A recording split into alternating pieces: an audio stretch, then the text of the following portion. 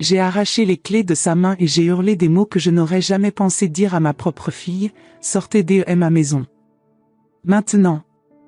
Le silence qui a suivi était assourdissant. Caroline tremblait, des larmes coulant sur son visage, tandis que Théo restait là, avec un demi-sourire aux lèvres. C'est à ce moment que j'ai réalisé une vérité dévastatrice, j'avais accueilli un prédateur sous mon propre toit. Je m'appelle Claire Martin, j'ai 62 ans, et jusqu'à il y a 3 mois, je pensais connaître la signification du mot famille. Ici à Marseille, où le vent de la Méditerranée apporte l'odeur du sel et de la lavande sur ma terrasse, j'ai toujours cru que ma maison serait un refuge pour ma fille.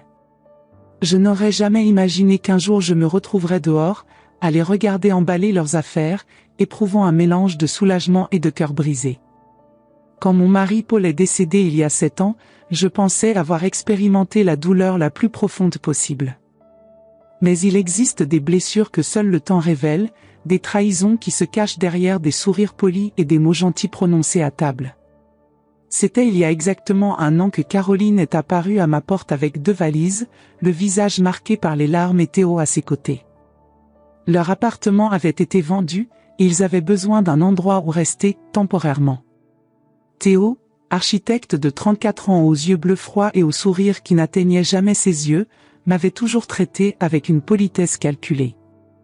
Ce jour-là, il semblait particulièrement charmant, promettant que ce ne serait que pour quelques mois, jusqu'à ce qu'il trouve un nouveau logement. « Maman, s'il te plaît, supplia Caroline, ses yeux bruns si semblables à ceux de Paul brillants de larmes. Ce sera juste pour un moment. Comment aurais-je pu refuser ? Le 2e étage de la maison était vide depuis que Paul était parti. J'ai ouvert les portes de mon sanctuaire, sans imaginer que j'invitais le chaos à entrer. Les premières semaines furent presque idylliques. Des dîners partagés sous le ciel étoilé de Marseille, le son du rire de Caroline résonnant à nouveau dans les couloirs de la maison. Théo se proposait pour faire de petites réparations, aider pour les courses. Mais peu à peu, j'ai commencé à remarquer des changements subtils chez ma fille. Caroline, autrefois si vibrante, commençait à parler moins pendant les repas. Elle vérifiait constamment son téléphone, comme si elle craignait quelque chose. Un soir, j'ai entendu une discussion animée venant de l'étage. La voix de Théo, normalement si contrôlée, était chargée de venin. « Ta mère nous observe toujours, elle s'immisce toujours » siffla-t-il. « Tu dois choisir, Caroline. Elle ou moi ?» Je me suis figé au milieu de l'escalier, le cœur battant. La réponse de Caroline fut un sanglot étouffé. Je suis retournée dans ma chambre, tremblante, et pour la première fois depuis des décennies, j'ai fermé ma porte à clé pour la nuit. Le lendemain matin, Caroline est apparue au petit déjeuner avec de profondes cernes et un sourire forcé. Théo était exceptionnellement attentionné, servant du café à nous 3, commentant le temps parfait. « Claire, dit-il, utilisant mon prénom comme il le faisait toujours, une petite rébellion contre le respect qu'il aurait dû montrer, je pensais que nous pourrions peut-être réorganiser quelques meubles pour rendre l'espace plus fonctionnel. C'était ma maison, construite avec le travail d'une vie avec Paul, chaque meuble choisi avec amour. Mais j'ai mordu ma langue. Pour Caroline. C'est alors que les choses ont commencé à disparaître. D'abord, de petits souvenirs, une vieille photographie de Paul et moi sur la plage, un vase que nous avions acheté pendant notre lune de miel en Provence. Quand j'ai interrogé Caroline, elle semblait confuse, puis sur la défensive. « Maman, tu vieillis. Peut-être l'as-tu rangé ailleurs et oublié. » Le plus douloureux, c'étaient les mensonges. Caroline mentait pour couvrir le comportement de Théo. Elle mentait sur ses sorties nocturnes, sur l'argent qui disparaissait de mon sac, sur les marques sur son bras qui ressemblaient à des doigts. Puis, c'est arrivé. Un jeudi pluvieux, je suis rentré plus tôt du marché parce que j'avais oublié ma liste de courses. La maison était silencieuse, sauf pour des voix venant du bureau de Paul, une pièce que j'avais spécifiquement demandé qu'il respecte. Théo était au téléphone, le tiroir du bureau ouvert. Entre ses doigts brillait la montre en or de Paul, la seule chose que j'avais gardée pour la donner un jour à notre petit-fils. « Oui, ça doit valoir quelques milliers, disait-il. La vieille ne remarquera même pas sa disparition. Je me suis arrêté à la porte, incapable de bouger. Quand il m'a vu, il y a eu un moment de choc authentique avant que le sourire calculé ne revienne. Claire. J'étais juste en train de ranger les affaires de Paul. Caroline a mentionné que tu voulais que nous fassions ça. Le mensonge était si flagrant, si cruel, que quelque chose en moi s'est brisé. Ou peut-être que, finalement, quelque chose s'est renforcé. Où est ma fille, ai-je demandé, ma voix plus ferme que je ne l'aurais cru. Elle est sortie faire des courses, répondit-il, glissant la montre dans sa poche avec un mouvement qui se voulait discret. J'ai avancé et tendu la main. La montre. Maintenant. Son sourire a disparu. Pendant un instant, j'ai vu ce que Caroline devait voir quand ils étaient seuls, quelque chose de froid et dangereux.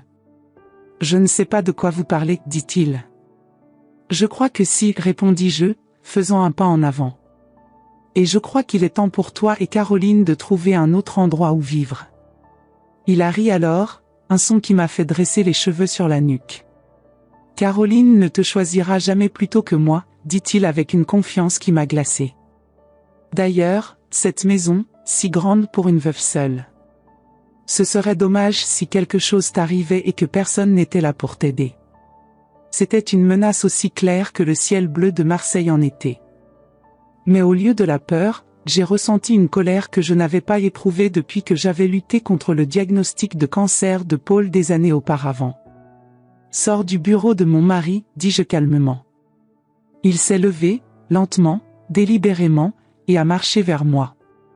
Il était plus grand d'au moins 20 centimètres, et il a utilisé cela pour m'intimider, se penchant vers le bas.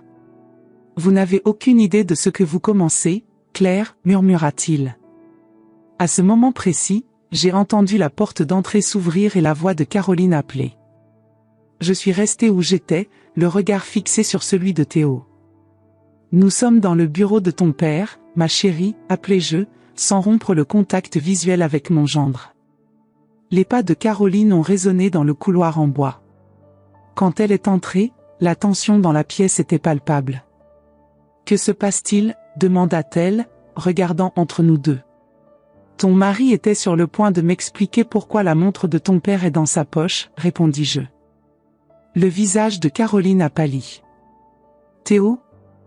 Il s'est tourné vers elle avec une expression complètement transformée, vulnérable, blessée.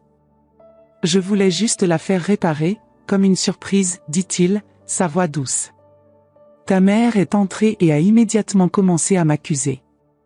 Comme toujours. » C'est à ce moment que j'ai réalisé à quel point il était dangereux. Pas seulement par ses menaces voilées, mais par sa capacité à manipuler, à déformer la réalité. « Caroline, dis-je, regardant ma fille, depuis combien de temps cela dure-t-il ? Combien a-t-il déjà pris de cette maison ? De toi ? » Les yeux de Caroline se sont remplis de larmes. Pendant un moment, j'ai vu un éclair de vérité dans son regard, elle savait. Elle savait tout. « Maman, tu ne comprends pas, commença-t-elle, sa voix tremblante. Parfois Théo ajuste, il a du mal à contrôler son tempérament, mais il m'aime. Nous t'aimons. S'il t'aime, pourquoi pleures-tu la nuit ? Demandai-je doucement. S'il t'aime, pourquoi caches-tu des marques avec du maquillage ? S'il t'aime, pourquoi as-tu peur de ton propre téléphone ? Théo fit un pas menaçant vers moi, mais Caroline posa une main sur son bras. S'il te plaît, chuchota-t-elle, pas ici. Quelque chose dans son ton, la résignation, la peur fut la dernière pièce du puzzle. À cet instant, j'ai su que je devais agir, pas seulement pour moi, mais pour elle. Vous avez jusqu'à demain pour quitter ma maison, annonçai-je. Théo rit de nouveau. Caroline, ta mère a finalement perdu la tête. Laissons-la se calmer. C'est alors que Caroline a fait quelque chose qui m'a surprise, elle a fait un pas de côté, s'éloignant de nous deux. Je ne peux pas choisir, dit-elle, sa voix se brisant. Ne me demandez pas de choisir. Tu n'as pas besoin de choisir, dit doucement Théo, lui tendant la main. Nous nous appartenons l'un à l'autre. Ta mère essaie de nous séparer, comme elle a toujours essayé. À ce moment-là, j'ai vu ma douce Caroline disparaître devant mes yeux, remplacée par quelqu'un de fragile, quelqu'un de brisé. Et j'ai su que je n'avais qu'une chance. Je me suis dirigé vers le bureau, j'ai ouvert le tiroir supérieur et j'ai pris les clés de rechange que Théo avait trouvées et dont il avait pris le contrôle des semaines auparavant. J'ai arraché les clés de sa main et j'ai hurlé des mots que je n'aurais jamais pensé dire à ma propre fille, « Sortez de ma maison ». Maintenant. Le silence qui a suivi était assourdissant. Et vous pensez que c'était la fin de l'histoire? Que je les ai simplement mis à la porte et que tout s'est résolu? Oh non, mes amis, ce n'était que le début d'une bataille que je n'aurais jamais imaginé devoir mener à 62 ans. Dans le prochain chapitre, je vais vous raconter comment j'ai découvert la véritable étendue des manipulations de Théo et le prix que j'ai failli payer pour l'avoir défié. Continuez à regarder, car certaines vérités ne se révèlent que lorsque nous perdons tout, ou presque tout. Les jours qui suivirent mon explosion furent un cauchemar de silence et de portes qui claquent. Caroline et Théo restèrent à l'étage, ignorant mon ultimatum. Que pouvais-je faire? Appeler la police pour expulser ma propre fille? Cette idée me rendait malade. Un matin particulièrement froid, j'ai trouvé Caroline seule dans la cuisine. Ses yeux étaient gonflés à force de pleurer. Je me suis assise en face d'elle, tendant ma main sur la table, mais sans la toucher. « Pourquoi restes-tu avec lui ?» ai-je simplement demandé. Elle a regardé par la fenêtre, vers la mer au loin. « Tu ne comprendrais pas. » Essaie. Caroline a soupiré, un son si fatigué qu'il semblait venir de l'âme.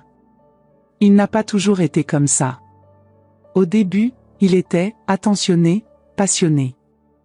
Il savait exactement quoi dire, quoi faire. Après notre mariage, les choses ont changé. D'abord c'était de petites critiques mes vêtements, ma cuisine. Ensuite, il est devenu plus difficile de lui plaire. Puis sont venus les cris. Elle s'est arrêtée, déglutissant. Puis, quand il t'a frappé, ai-je doucement complété. Caroline a fermé les yeux. Il regrette toujours, maman. Il pleure, supplie, promet de changer. Et tu le crois?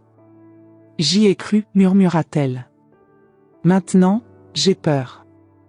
Mon cœur s'est brisé.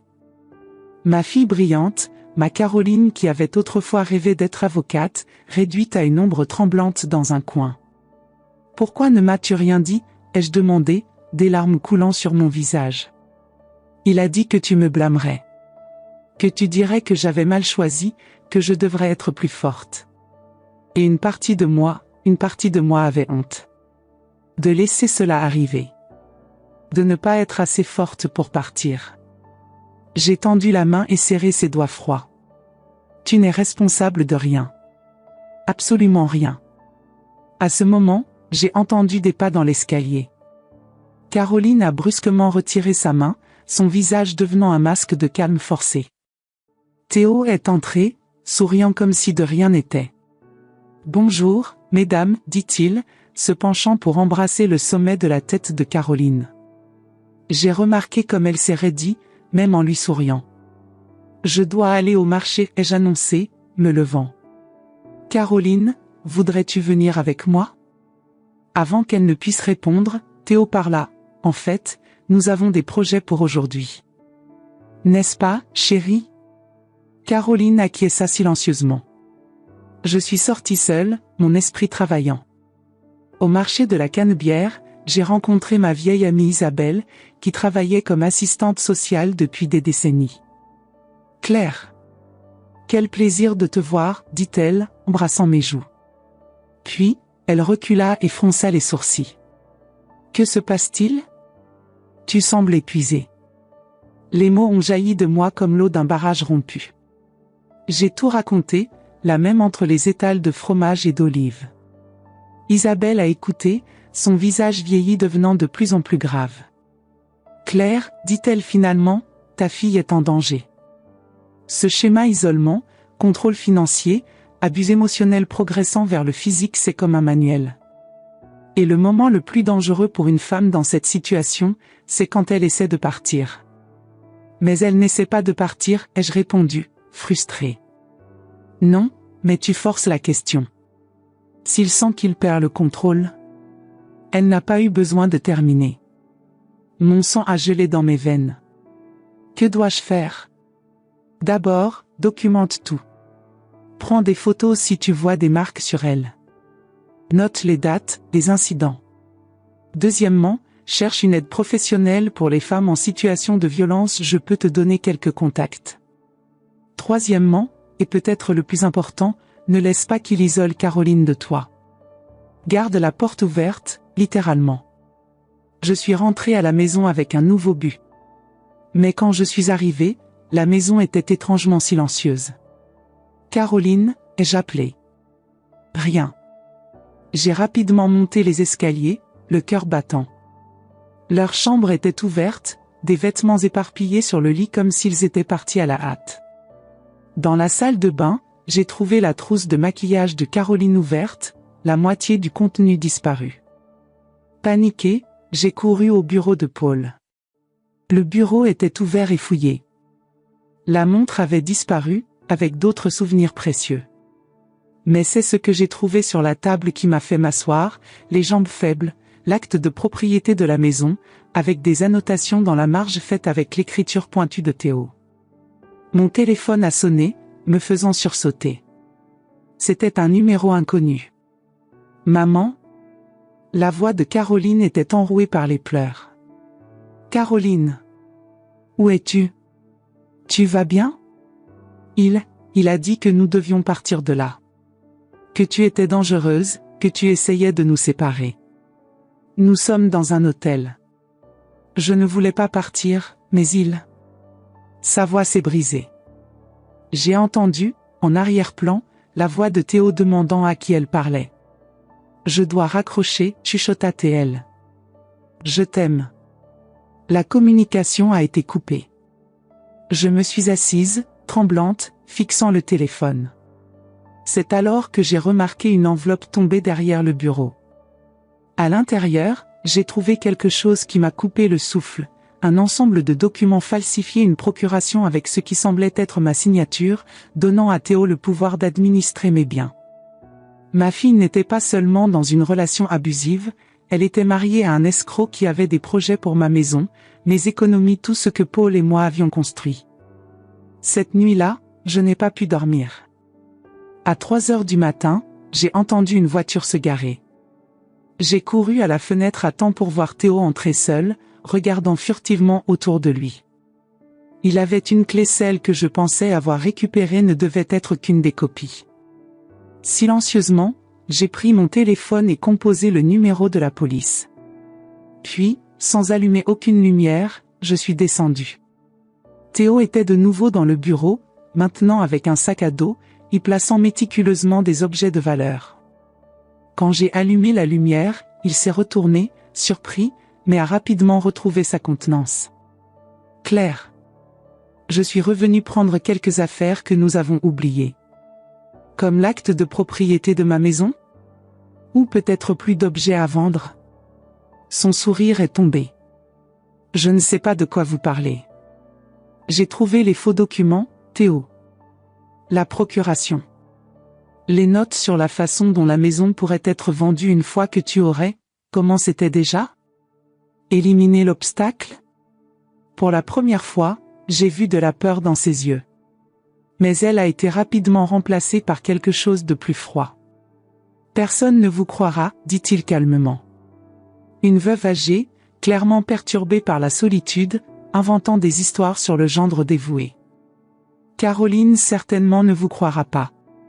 Peut-être pas, ai-je répondu, entendant les sirènes au loin.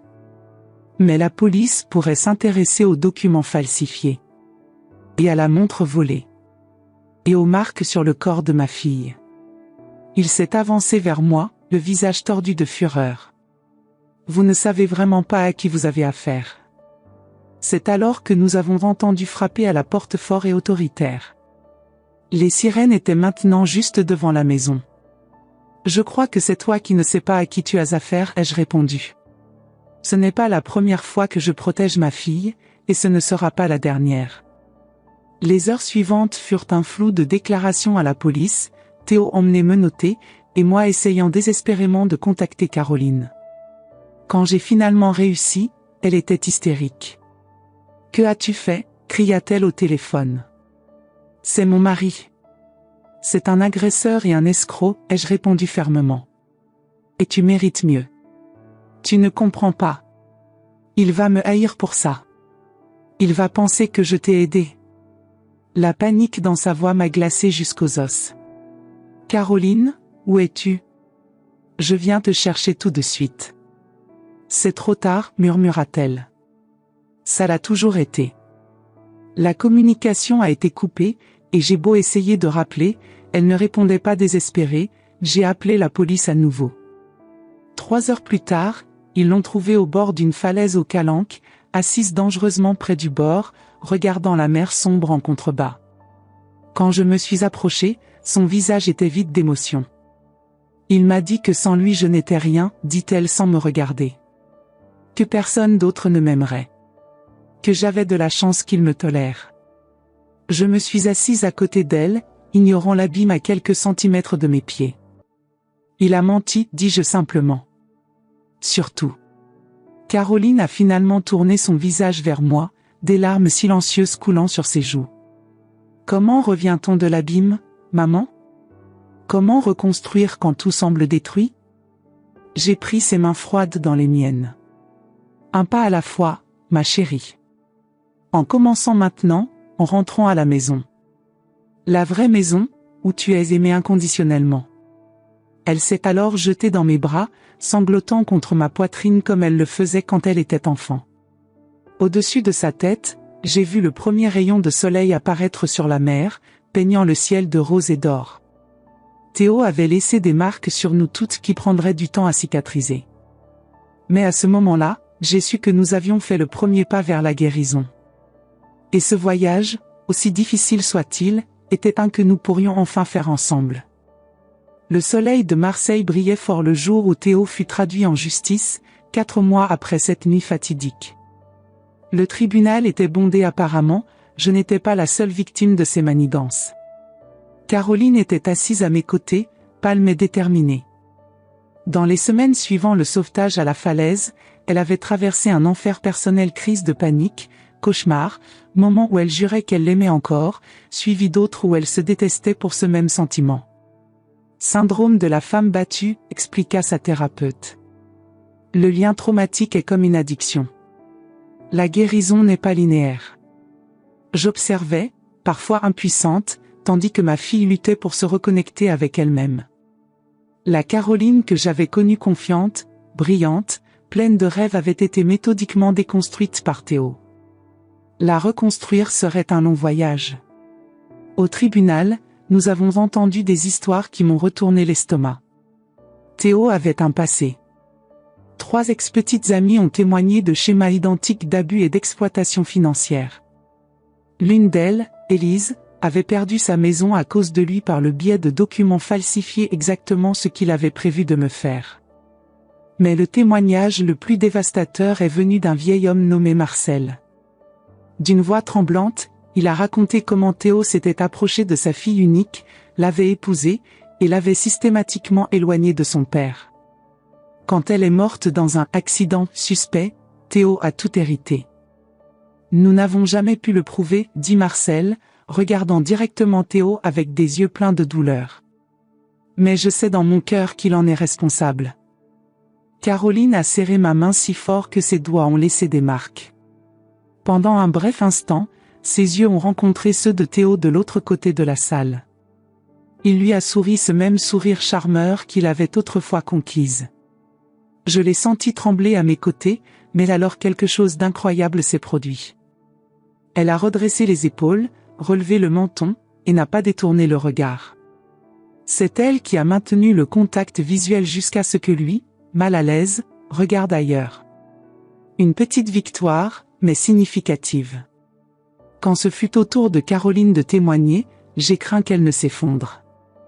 À la maison, elle avait encore des moments où elle défendait Théo, quand le traumatisme parlait plus fort que la raison. « Mademoiselle Martin, commença doucement le procureur, pouvez-vous nous raconter comment vous avez rencontré l'accusé ?» Caroline m'a regardé directement, a respiré profondément, puis a commencé à raconter son histoire. D'une voix claire et ferme, elle a décrit l'enchantement initial, suivi par l'isolement systématique des amis et de la famille. Comment il a progressivement pris le contrôle de ses finances. La première gifle, les excuses profuses, les fleurs.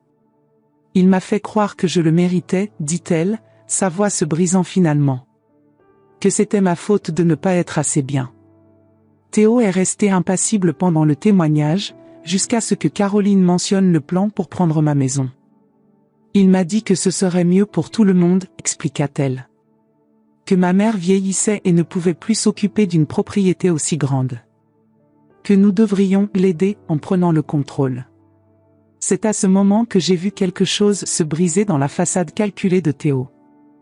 Un éclair de fureur brute a traversé son visage, si rapide que si vous cligniez des yeux, vous le manqueriez. Mais je l'ai vu. Et Caroline aussi.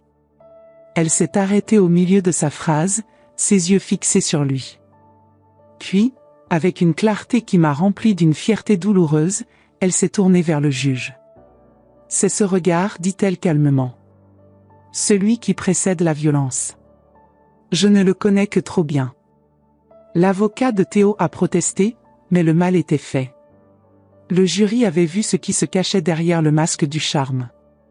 À la sortie du tribunal ce jour-là, une femme s'est approchée de nous. Elle était belle, d'une quarantaine d'années, et tenait un garçon d'environ 12 ans par la main. « Caroline ?» demanda-t-elle avec hésitation. « Je m'appelle Sophie. » Sophie Lemaire. Le nom ne signifiait rien pour moi, mais j'ai vu la reconnaissance dans les yeux de Caroline. La première femme de Théo, chuchota-t-elle. Sophie acquiesça. Je suis venue assister au procès. J'avais besoin de voir de mes propres yeux. Le garçon nous regardait avec des yeux curieux, des yeux bleus perçants qui étaient inquiétamment familiers. Voici Antoine, dit Sophie, remarquant mon regard. Le fils de Théo, bien qu'il nie la paternité depuis des années. Caroline semblait abasourdie. Il m'a dit qu'il n'avait jamais voulu d'enfant. Sophie sourit tristement. Il dit beaucoup de choses, selon ce qu'il pense que vous voulez entendre. Nous avons invité Sophie et Antoine à prendre un café. Là, aux tables extérieures de la place aux Huiles, Sophie nous a raconté sa propre version du cauchemar que nous avions vécu. Il a presque tout réussi, dit-elle. Ma maison, mes économies. Quand j'ai découvert que j'étais enceinte, son comportement a empiré. C'est là que j'ai réalisé qu'il n'avait jamais voulu une famille, il voulait mes biens. Elle a regardé Antoine avec tendresse, qui était distrait par son chocolat chaud. J'ai réussi à m'échapper à temps, mais la bataille juridique a été brutale. Il a tout fait paraître comme si j'étais instable, dangereuse. Pendant des années, j'ai eu peur qu'il ne revienne pour essayer de prendre Antoine. Caroline fixait ses mains. Il n'a jamais mentionné un fils. Il n'a jamais mentionné un fils. Il m'a dit que je serais sa première vraie famille, murmura Caroline, la trahison évidente dans sa voix. Sophie tendit la main à travers la table et serra celle de Caroline. Des hommes comme Théo n'ont pas de famille, ils ont des cibles. Tu n'as pas été la première, et tu n'aurais pas été la dernière. Antoine leva enfin les yeux. Tu connaissais mon père, demanda-t-il à Caroline, sa voix enfantine ponctuée par une maturité forcée qui m'a brisé le cœur. Caroline hésita, puis sourit doucement. Oui, je l'ai connu. Mais il semble que je ne l'ai pas vraiment connu. Sur le chemin du retour, Caroline était silencieuse. Finalement, alors que nous traversions le vieux port avec ses centaines de bateaux qui se balançaient doucement sur l'eau, elle s'arrêta. J'aurais pu avoir un enfant avec lui, dit-elle, sa voix presque inaudible au-dessus du bruit des mouettes. Je le voulais tellement, et il disait toujours « pas encore, nous ne sommes pas encore prêts, point ». J'ai mis mon bras autour d'elle. C'était peut-être une bénédiction déguisée. Elle acquiesça lentement. J'ai passé les derniers jours à me demander ce qu'il avait vu en moi. Pourquoi il m'avait choisi. Maintenant je comprends, il ne m'a pas vu, il t'a vu. Il a vu notre maison. Il a vu ce qu'il pouvait nous prendre. Nous avons marché en silence un moment, les rayons dorés du soleil couchant se reflétant dans les eaux de la Méditerranée. Tu sais ce qui est étrange, maman, dit finalement Caroline. Une partie de moi lui manque encore. De la personne que je pensais qu'il était. C'est comme pleurer quelqu'un qui n'a jamais existé. Le deuil prend de nombreuses formes, répondis-je doucement. Et peut-être as-tu raison, tu pleures la perte d'une illusion. Mais cela ne rend pas la douleur moins réelle. Ce soir-là, j'ai trouvé Caroline en train de fouiller dans de vieilles boîtes de photos. Éparpillées autour d'elle se trouvaient des images de son enfance, de son adolescence, de l'université, toute une vie avant Théo. J'essaie de me rappeler qui j'étais, expliqua-t-elle, tenant une photo où elle souriait largement après avoir gagné un concours de débat. Avant lui. Je me suis assise à côté d'elle sur le sol, ignorant les protestations de mon genou arthritique. Tu es toujours elle, dis-je, pointant vers la jeune femme confiante sur la photographie. Il a peut-être enterré cette personne pendant un temps, mais elle n'a jamais complètement disparu. Le procès a continué pendant des semaines. De nouveaux détails sombres émergeaient quotidiennement, comptes bancaires cachés, fausse identité, victimes antérieures. Apparemment, Théo avait opéré ses arnaques pendant plus d'une décennie, laissant une traînée de ruines financières et émotionnelles. Pendant le contre-interrogatoire, il a maintenu la façade d'un homme mal compris. Oui, j'ai commis des erreurs, admit-il avec une apparente contrition. Mais je n'ai jamais intentionnellement blessé Caroline. J'aime ma femme. C'est alors que le procureur a présenté les enregistrements. Apparemment, après l'incident de la montre, j'avais installé un petit enregistreur dans le bureau, quelque chose que j'avais brièvement mentionné à la police, mais pas à Caroline. Les enregistrements avaient capturé Théo au téléphone avec un associé inconnu, discutant froidement de la façon de résoudre le problème de la vieille, et comment Caroline serait facile à contrôler après que sa mère ait eu un malheureux accident. Caroline s'est précipitée hors de la salle d'audience. Je l'ai trouvée dans les toilettes, vomissant violemment. Il allait te tuer, dit-elle entre les sanglots, son corps entier tremblant.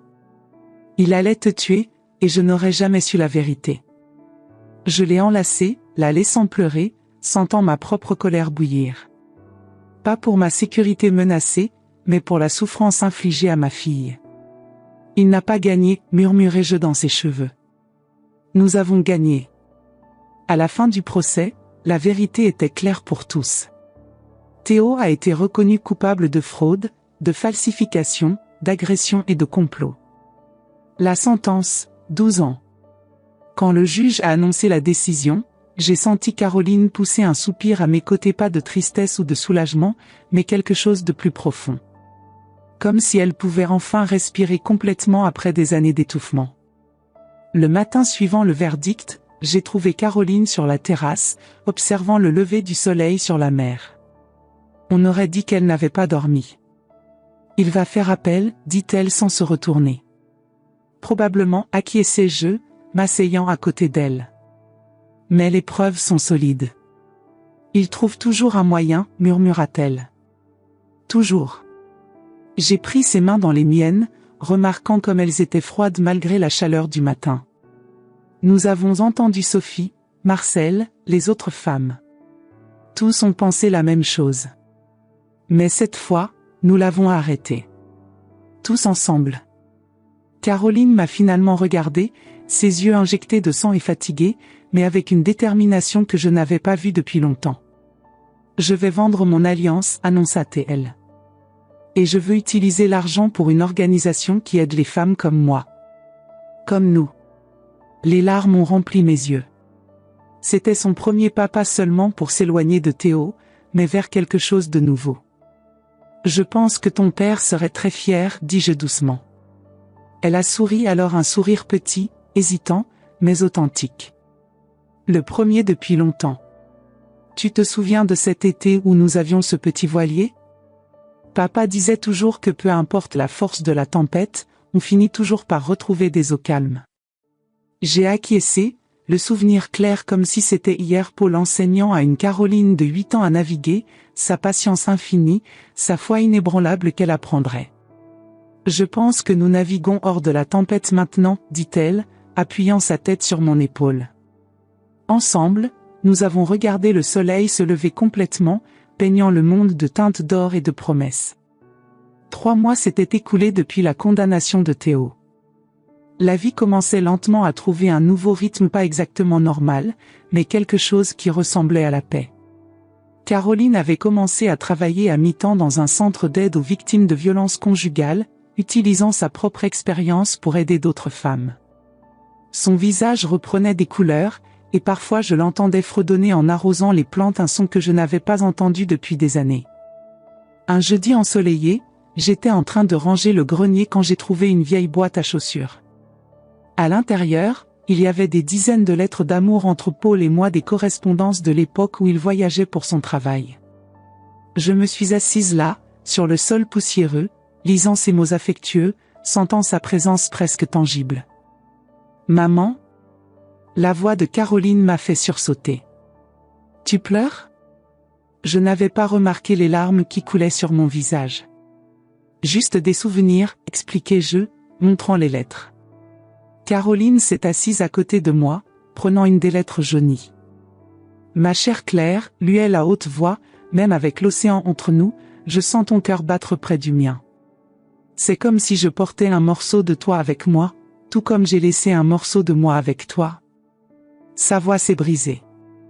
Je l'ai regardée et j'ai vu qu'elle pleurait aussi. « Il t'aimait tellement, » murmura-t-elle. « Et toi aussi, » ajoutai-je doucement. « Plus que tout. » Nous sommes restés là, entourés de souvenirs, quand le téléphone a sonné en bas. Caroline s'est levée pour répondre. Quelques minutes plus tard, elle est revenue, le visage pâle. « C'était le docteur Laurent, » dit-elle, faisant référence à sa thérapeute. « Elle veut me voir d'urgence. Elle dit que c'est important. » J'ai senti une compression dans ma poitrine. « Tu veux que je vienne avec toi ?» Caroline a hésité, puis a acquiescé. « S'il te plaît. » Le cabinet du docteur Laurent se trouvait dans un vieil immeuble près du port. La salle d'attente avait des murs bleu clair et le son doux d'une fontaine. Normalement, c'était un environnement apaisant, mais aujourd'hui la tension était palpable. Quand nous avons été appelés, le docteur Laurent, une femme d'âge moyen aux yeux doux, semblait troublée. « Caroline, Claire, » dit-elle, « merci d'être venue si rapidement. Il y a quelque chose que je dois partager avec vous, et ce n'est pas facile. » Elle a ouvert un dossier sur son bureau. « J'ai reçu ceci du docteur Moreau, le psychiatre de la prison qui évalue Théo. » Caroline s'est raidie à côté de moi. « Normalement, ceci serait confidentiel, » continua le docteur Laurent, mais étant donné les antécédents et la menace potentielle, le docteur Moreau a obtenu la permission de le partager avec moi, et moi avec vous. Elle a poussé un document sur la table. C'était une page d'un cahier, remplie de l'écriture pointue de Théo. Cela ressemblait à une liste de noms. Avec choc, j'ai reconnu Caroline Martin au milieu de la page, avec des dates et des valeurs à côté. « Qu'est-ce que c'est ?» ai-je demandé, ma bouche soudainement sèche. « Une liste des objectifs, comme ils les appellent. Des cibles. Des femmes qu'il a sélectionnées, » expliqua soigneusement le docteur Laurent. Le docteur Moreau a trouvé ceci lors d'une fouille de routine dans la cellule. Apparemment, Théo est encore en train de planifier. Caroline a pris le papier d'une main tremblante. Certaines de ces dates remontent à des années. Et certaines sont futures. Le docteur Laurent a acquiescé gravement. Théo a un historique beaucoup plus étendu que nous ne le savions. Et il ne considère pas sa condamnation comme la fin. A-t-il des complices, ai-je demandé, mon sang se glaçant à cette idée. Possiblement. Le docteur Moreau a transmis tout cela aux autorités, mais j'ai pensé que vous devriez le savoir. Surtout. Elle a hésité. Surtout quoi? Caroline a presque chuchoté. Le docteur Laurent a pointé une note dans la marge du papier. Elle disait simplement « CM, inachevé, reprendre 2026 ». Caroline a laissé échapper un son étranglé. 2026, l'année où Théo pourrait être éligible à la libération conditionnelle pour bonne conduite. Il n'a pas renoncé à moi, murmura Caroline. Nous avons conduit jusqu'à la maison en silence, chacune perdue dans des pensées sombres. Quand nous sommes arrivés, Caroline est allée directement dans sa chambre, fermant doucement la porte. Je lui ai laissé de l'espace, comprenant qu'elle avait besoin de traiter cette nouvelle menace. J'ai préparé une tisane à la camomille, sa préférée depuis l'enfance, et j'ai attendu. Des heures plus tard, alors que le soleil se couchait déjà, j'ai entendu la porte de la chambre s'ouvrir. Caroline est apparue dans la cuisine, ses yeux rouges mais secs, une détermination calme sur son visage. « Je ne peux pas vivre dans la peur de lui pour le reste de ma vie », annonça-t-elle. J'ai placé la tasse de tisane devant elle. « Non, tu ne peux pas. Je pensais, peut-être devrions-nous déménager. Recommencer ailleurs. » J'ai considéré ses paroles. La maison avait été mon refuge pendant des décennies, pleine de souvenirs de Paul. Mais maintenant, elle portait aussi des ombres. Peut-être ai-je acquiescé. Où aimerais-tu aller? Caroline a regardé par la fenêtre, vers le soleil couchant se reflétant sur la mer. Tu te souviens d'Aix-en-Provence? Cet été que nous y avons passé quand j'avais 12 ans? J'ai toujours aimé cette ville. J'ai souri, me souvenant. Ton père adorait le marché aux fleurs. Nous pourrions prendre un nouveau départ là-bas. Loin des souvenirs d'ici. Cette nuit-là, allongée dans mon lit, j'ai fixé la place vide à côté de moi, la place de Paul. Que ferais-tu? Ai-je murmuré à la chambre vide. J'ai presque pu entendre sa réponse. Protège notre petite fille, Claire. Toujours. Le lendemain matin, quand Caroline est descendue pour le petit déjeuner, j'avais une surprise qui l'attendait. J'ai appelé une agente immobilière à Aix, ai-je annoncé. Elle va nous montrer quelques maisons la semaine prochaine. Les yeux de Caroline se sont écarquillés. Tu es sérieuse? Complètement. Je pense qu'il est temps pour un nouveau chapitre pour nous deux. Caroline s'est jetée dans mes bras, la première étreinte vraiment spontanée depuis des années. Merci, maman. Dans les semaines qui ont suivi, nous nous sommes perdus dans les projets. Visite à Aix, maison à voir, affaires à emballer. C'était vivifiant, cette sensation de mouvement vers l'avant, de but partagé. Nous avons trouvé une petite maison en pierre dans les collines au-dessus d'Aix, avec un jardin parfait pour cultiver de la lavande et des artichauts. Elle avait 2 chambres, une cuisine ensoleillée, et plus important, aucun souvenir de douleur. La veille de notre déménagement, j'ai fait une dernière visite à la tombe de Paul. Je me suis assise à côté de la simple pierre tombale en marbre, traçant son nom avec mes doigts. Nous allons de l'avant, mon amour, murmurai-je. Non pas parce que nous te laissons derrière, mais parce que nous t'emportons avec nous. Quand je suis rentrée à la maison, j'ai trouvé Caroline dans le jardin, cueillant un petit bouquet de lavande. Pour la nouvelle maison, expliqua-t-elle. Pour emporter un peu d'ici avec nous. Ce soir-là, notre dernier à Marseille, nous avons dîné sur la terrasse sous les étoiles. L'air était parfumé de romarin et la mer murmurait doucement en arrière-plan. Tu sais à quoi je pensais, dit Caroline, faisant tourner son verre de vin pensivement. Pendant longtemps, j'ai vécu dans la peur. Peur de déplaire à Théo, puis peur qu'il revienne. Mais aujourd'hui j'ai réalisé quelque chose, je ne suis plus cette personne effrayée. Je suis plus forte maintenant. J'ai levé mon verre vers le sien. À la force. À la nôtre. Le tintement de nos verres semblait sceller un pacte, une promesse mutuelle. Le lendemain matin, les camions de déménagement sont arrivés. Pendant que les hommes chargeaient meubles et cartons, Caroline et moi sommes restés dans le jardin une dernière fois. Cette maison nous a bien servi, dis-je, regardant les murs de pierre qui avaient été mon foyer pendant si longtemps. Oui, acquiesça Caroline. Mais les maisons ne sont que des structures. Le foyer est là où nous sommes ensemble. Quand le dernier camion est parti, nous avons fermé la porte à clé pour la dernière fois. Dans ma poche, j'ai senti le poids de la vieille montre en or de Paul, le seul souvenir qu'il importait vraiment d'emporter. La route vers Aix serpentait à travers des champs de lavande et des vignobles ancestraux. Caroline conduisait, les fenêtres ouvertes, le vent agitant ses cheveux. Sur son visage, J'ai vu quelque chose que je n'avais pas vu depuis longtemps, l'espoir.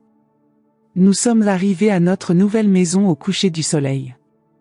La lumière dorée baignait les murs couleur miel, faisant briller la petite construction en pierre comme un joyau. C'est parfait, murmura Caroline. Nous sommes entrés ensemble, main dans la main, pour le premier pas de notre nouvelle vie.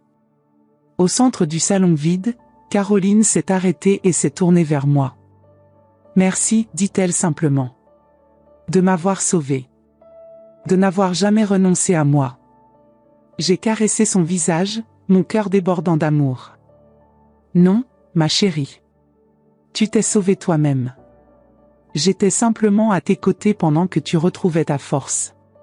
Cette première nuit, nous avons dormi sur des matelas au sol, entourés de cartons.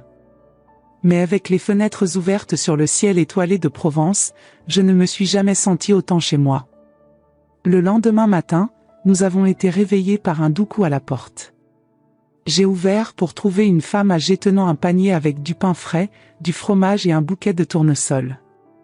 Bienvenue dans le quartier, dit-elle avec un sourire chaleureux. Je suis Mathilde, de la maison d'Axe en Grave-Côté.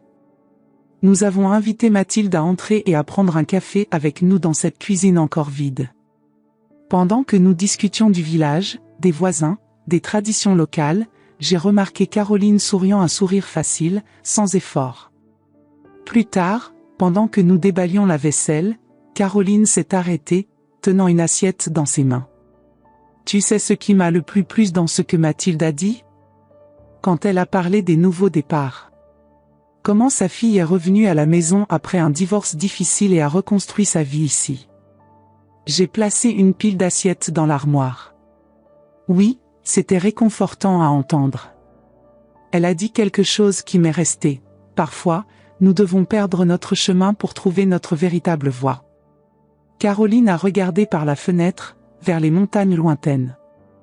Je pense que j'ai enfin trouvé la mienne. Les mois suivants ont apporté une routine tranquille. Caroline a commencé à travailler à mi-temps dans une librairie locale et à fréquenter un groupe de soutien à Aix. Je me suis lié d'amitié avec Mathilde et j'ai recommencé à donner des leçons de piano à quelques enfants du voisinage. Les soirs d'été, nous nous asseyons dans notre petit jardin, buvant du vin local, conversant ou simplement appréciant le silence ensemble. La peur de Théo a lentement reculé, comme une marée descendante. Un après-midi, environ 6 mois après notre déménagement, Caroline est rentrée à la maison rayonnante. Elle a posé un document sur la table devant moi, son certificat de divorce finalisé. Officiellement libre, annonça-t-elle. Ce soir-là, nous avons fait quelque chose de symbolique. Dans le jardin, sous les étoiles, nous avons brûlé les dernières photographies d'elle avec Théo, regardant les images se transformer en cendres. Parfois, dit Caroline, observant les étincelles monter vers le ciel nocturne, nous devons renoncer à ce que nous pensions vouloir pour découvrir ce dont nous avons vraiment besoin. Je l'ai prise par les épaules, ressentant une sensation profonde d'accomplissement, de boucle bouclée. Tu sais ce que je pense maintenant, continua-t-elle. Je pense que survivre à Théo a été la chose la plus difficile que nous ayons jamais faite. Mais cela nous a aussi amenés ici, ensemble, plus fortes. Si nous avons pu surmonter cela, nous pouvons surmonter n'importe quoi. 2 ans se sont écoulés depuis cette nuit dans le bureau de Paul, quand j'ai mis ma fille et son mari à la porte de ma maison. 2 ans de douleur, de guérison, de renaissance. Aujourd'hui, je regarde par la fenêtre de notre maison à Aix et je vois Caroline dans le jardin, enseignant à une petite fille du voisinage comment planter des graines de lavande. Son visage est détendu, son rire léger porte dans la brise de l'après-midi. Théo reste en prison, son appel rejeté. La liste des cibles a conduit à la réouverture de plusieurs anciens dossiers, et de nouvelles accusations ont été portées contre lui. Il est peu probable qu'il soit libéré de sitôt. Parfois, j'ai encore des cauchemars à son sujet. Caroline aussi. Mais ils sont moins fréquents maintenant, moins vifs. La montre en or de Paul repose sur ma table de chevet. La nuit, son tic-tac doux me rappelle que le temps continue, que la vie continue, que les blessures aussi profondes soient-elles finissent par cicatriser. Nous ne sommes pas les mêmes personnes que nous étions avant que Théo n'entre dans nos vies. Peut-être ne le saurons-nous jamais. Mais il y a une force en nous maintenant, une sagesse durement acquise. En tant que Claire Martin, à 64 ans, j'ai appris que la famille n'est pas seulement définie par le sang ou le mariage, mais par qui reste à vos côtés quand la tempête arrive. J'ai appris que parfois, le plus grand acte d'amour est de dire « plus jamais », d'établir des limites, même quand cela fait mal. Et ma Caroline ? Elle a appris que son histoire n'est pas définie par ses chapitres les plus sombres. Qu'elle est plus forte qu'elle ne l'a jamais imaginé. Que les nouveaux départs sont possibles, peu importe à quel point ils semblent impossibles au milieu de la tempête. Ici, de notre terrasse à Aix-en-Provence, avec l'odeur de la lavande dans l'air et le son lointain des cloches de l'église, nous avons finalement trouvé ce que nous cherchions depuis le début, la paix. Pas la paix parfaite des contes de fées, mais une paix réelle, construite sur des ruines, cimentée par des larmes et renforcée par la vérité. Certaines personnes me demandent si je regrette d'avoir mis ma fille à la porte ce jour-là. Je regarde la femme forte et compatissante qu'elle est devenue, la vie que nous avons construite ensemble, et je connais la réponse. C'était la fin d'une version de notre histoire, oui. Mais c'était aussi le début d'une autre bien meilleure point. Après avoir partagé ce douloureux voyage avec vous, je sens mon cœur plus léger. À 64 ans, j'ai appris que nos histoires ont le pouvoir de guérir, d'avertir, d'unir. Combien d'entre nous vivent des situations similaires en ce moment même ? Combien de mères et de grands-mères restent silencieuses, observant leurs filles et petits-enfants souffrir, sans savoir comment intervenir ? Peut-être protégez-vous quelqu'un que vous aimez d'une relation toxique. Peut-être est-ce vous qui avez besoin d'une main tendue. Ou peut-être connaissez-vous une Claire ou une Caroline dans votre vie qui pourrait bénéficier de ce message. Votre histoire mérite aussi d'être entendue. Partagez dans les commentaires votre expérience, votre lutte, votre victoire. Nous ne sommes pas seuls dans cette bataille silencieuse que tant de personnes de notre génération affrontent. Abonnez-vous à la chaîne dès maintenant. Il est vital que ces histoires soient racontées, que ces vérités soient mises en lumière. Chaque abonnement est une voix de plus dans ce cœur de courage et d'espoir. Chaque commentaire peut être le phare qui guidera quelqu'un hors des ténèbres. Souvenez-vous, tout comme les lavandes de Provence qui refleurissent après l'hiver le plus rigoureux, nous aussi pouvons renaître. Peu importe l'âge, peu importe la douleur, il y a toujours une nouvelle aube qui nous attend. Il y a toujours une chance de recommencer.